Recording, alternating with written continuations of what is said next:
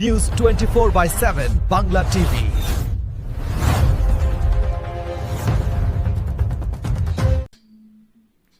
গত 22শে ফেব্রুয়ারি 2026 সেই দিনে ভারতের অগ্রণী সাধু সন্তদের সমিতি থেকে একটি ধর্মাদেশ জারি করা হলো সনাতনী হিন্দুদের প্রতি।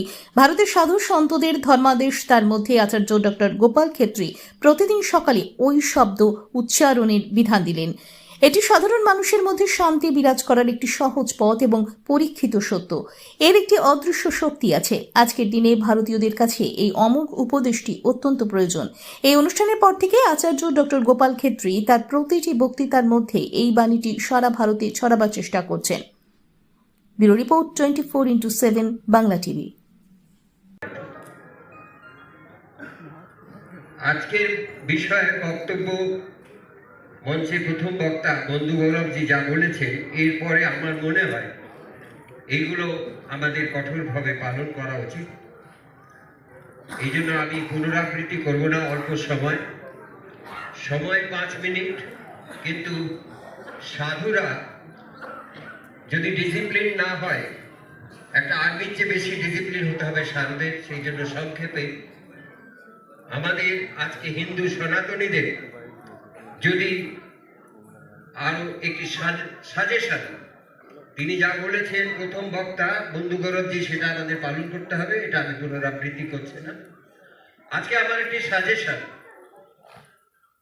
একটি আমার মনে হয়েছে, যেটা সমস্ত যারা এই মঞ্চে আসেন এটা দিকে দিকে ছড়িয়ে দিন। প্রতিদিন সকালবেলা 5 বার অন্তত এই ওম উচ্চারণ করবেন সবাই, এবং এইটাতে একটা ভাইব্রেশন চারিদিকে ছড়িয়ে যাবে, যার কানে যাবে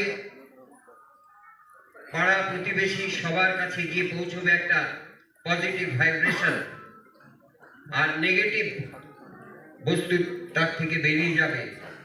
দেখবেন আপনার অঞ্চলে ধীরে ধীরে একটা বাতাবরণ পরিবর্তন হচ্ছে।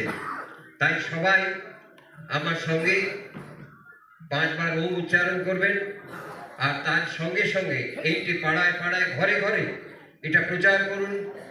সত্যি সবাই সনাতনী হিন্দুরা যদি হন, এই ওমের মধ্যে সমস্ত ধর্মমত, আমাদের যত সনাতনী হিন্দুদের মন্ত্র, প্রথম রাবার স্ট্যাম্প হচ্ছে ওম।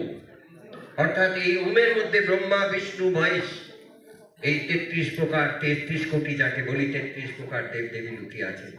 আসুন একটু উচ্চারণ করি ওম।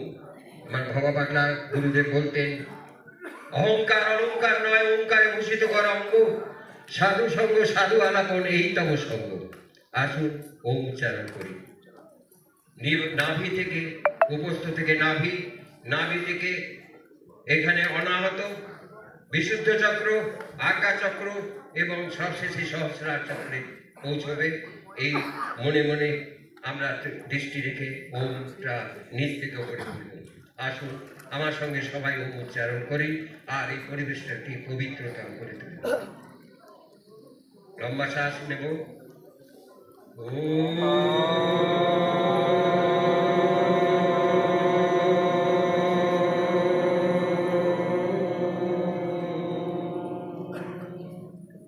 আবার লম্বা শ্বাস নিন।